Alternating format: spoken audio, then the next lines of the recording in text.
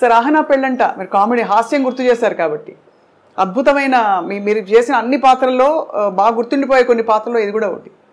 ఆ సినిమాతో మీ అనుబంధం మీకు ఏమైనా జ్ఞాపకం గుర్తుందా సార్? జ్ఞాపకం ఇందాక చెప్పానే, మనకి ప్రాప్తం ఉండాలండి. అది ఎందుకు వచ్చిందో ఎవరికి తెలియదా, జంజాల గారు మా రామానాయుడు గారు అనుకోవడం. ఆ సినిమా గురించి చెప్పాలంటే చాలా గొప్ప విశేషం ఉంది. రోజు ఎయిర్పోర్ట్లో కూర్చుని ఉన్నా మెడ్రాస్ వెళ్ళటానికి, హైదరాబాద్ ఎయిర్పోర్ట్ లేదా ఫ్లైట్ ఏదో ఒక అరగంట లేట్ ఏదంటే కూర్చుని ఉన్నా. రామానాయుడు గారు వచ్చారు. ఈలో వచ్చేప్పటికి ఆయన చూసి నమస్కారం సార్ అన్నాను. ఏ కోట సరైన టైంకి కనబడరా, రైట్ రా కూర్చో అన్నాడు. ఏంటి సార్ అన్నా. నేను ఏదైనా సినిమా గురించి వేస్తున్నదే అనుకుంటూనే ఉన్నా. ఏ కోట ఏం లేదు, జంజాల నేను 20 రోజుల నుంచి మదన పడుతున్నాం, పోటాడుకుంటున్నాం. ఓ సినిమా ఇప్పుడే ఫైనలైజ్ అయింది. ఆ వేషం బాగుంటే సినిమా బాగుంటుంది, లేదా సినిమా అట్టరవలేకపోతుంది. అంత గొప్ప వేషం అది. నేను రావు గోపాలరావుతో వేయించాలని అనుకున్నాను. జంజాల గారు వద్దన్నాడు. ఏమిటనంటే చివరికి నేను కన్విన్స్ అయ్యాను. ఎందుకు వద్దన్నావు, కరెక్ట్గా చెప్పని చెప్పాను, ఇందాక మధ్యాహ్నం చెప్పాడు అన్నాడు. ఏంటన్నాడు, గోపాలరావు నువ్వు ఎంత అగ్లీగా తయారు చేసినా ఆయన మొహం రిచ్గానే కనపడుతుందండి. ఆ కలరు అది ఆ వ్యవహారం అది చూడంగా నికృష్లా కనపడే ఫేస్ కావాలి, అది ఆయనతో కాదు, నా మాట వినండి, నేను కోటతో ఇస్తాను అన్నాడు. అయ్యో, ఆ ఫేస్లో ఆ వాల్యూ ఉండాలి, అది నటుడి యొక్క లక్షణం, అది కనపడాలి అని అన్నాడు. కన్విన్స్ అయ్యాను. ఆ వేషం నువ్వు చేయాల్సి వస్తుంది, ఒక 20 రోజుల దాకా కావాల్సి వస్తుంది, డేట్లు జాగ్రత్త ఇవ్వు, చాలా మంచి వేషం అన్నాడు. అలాగే అన్నాను, వేషం చేశాను, అయిపోయింది. మీకు తెలిసేంత అఖండమైన విజయం. ఓపెనింగ్ ఫ్లోర్ ఇక్కడ రామానాయుడు గారు స్టూడియోలో ఫ్లోర్ ఓపెనింగ్. ఆ ఫ్లోర్ ఓపెనింగ్కి నేదురుమిల్లి జనార్దన్ రెడ్డి గారు అప్పుడు చీఫ్ మినిస్టర్ ఓపెనింగ్ వచ్చాడు. రిబ్బన్ కత్తిరించబోతుంటే నాయుడు గారు ఒక్క నిమిషం ఆగించారని, ఏ కోటాకి ఉన్నాడు పిలవండి అన్నాడు.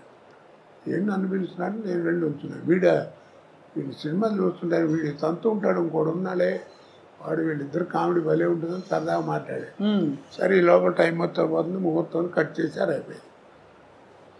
నేను అన్నాను, ఏంటి సార్ అక్కడే ఉన్నారు మినిస్టర్ గారు చీఫ్, ఏంటి సార్ నన్ను పిలిచారన్నా. అన్నాడు, మర్చిపోయానని చెప్పడం, ఈ ఫ్లోర్ వీడిదేనండి అన్నాడు నాయుడు గారు. అదేమిటి అన్నాడు. ఏం లేదండి, 32 లక్షల్లో సినిమా తీశాను, ఈ సినిమా అహనా పెళ్ళంట, మీరు నమ్మరు, ఆ 32 లక్షలు కాకుండా 1,80,00,000 నాకు కలెక్ట్ చేసింది ఆ సినిమా అన్నాడు. అబ్బాబ్బాబ్బా, ఆ రోజుల్లో 1.5 crore అంటే ఇప్పుడు ఎంత ప్రాఫిట్ చూడండి. అవును, ఆడబేరండి ఈ ఫ్లోర్కి అన్నాడు.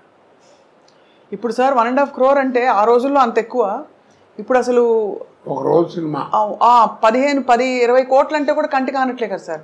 అన్ని 500-1000 కోట్లు.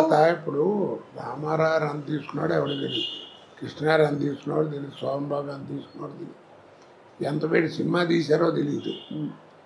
నాయుడు గారు వాళ్ళందరూ కూడా ఎప్పుడైనా చెప్తే మ్యాక్సిమం ఇది భారీ వర్ణ చిత్రం అని చెప్పేవారు, అంతే. అంతేగాని ఇంత అయింది ఇది అని చెప్పేవారు కాదు. అది కాదు కదా, సినిమా ఓపెనింగే మైక్ పట్టుకుని ప్రొడ్యూసర్గా చెప్తుండే, ఇది 400 కోట్లు అవుతుందండి, ఒక 5-6 కోట్లు ఎక్కువైనా నేను భరిస్తాను, చాలా మంచి సబ్జెక్ట్ అది ఇది. ఆ లెక్కలు ఎవడికి చెప్పుకోవాలి, ఇన్కమ్ ట్యాక్స్ కూడా చెప్పుకోవాలి, మనకెందుకు.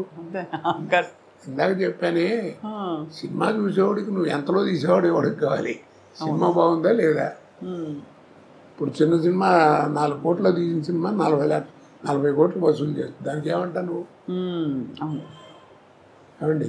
కరెక్టే సార్. కాబట్టి అలా చేయకూడదు, నువ్వు చెప్పుకోవడం, సినిమా అవసరం అయిందండి, సబ్జెక్ట్ కావాలి అందుకని రిచ్గా తీశాను, అది వేరు. భారీ వర్ణ చిత్రం అని చెప్పడం వేరు, ఇలా చెప్పడం వేరు కదా. అవునవును, అది ఆ లెక్కలతోటే ఆ సినిమా సత్తా ఏమిటో చెప్పే ప్రయత్నాలు జరుగుతున్నాయి, వాస్తవం సార్.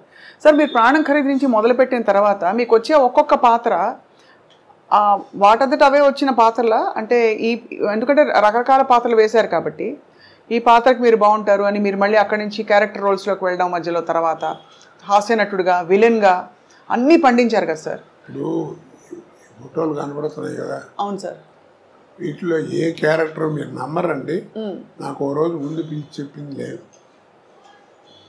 ఆ ఆ రోజు వెళ్ళటం ఒక అరగంట కూర్చోబెట్టి ఆయన క్యారెక్టర్ చెప్పడం, కోటగారు మీరు అనుకుంటాం, మీరు కూడా ఏమన్నా ఆలోచన ఉంటే చూపెట్టండి, బాగుంటే పెట్టేద్దాం అంటాం, పెట్టడం చేయటం అంతే.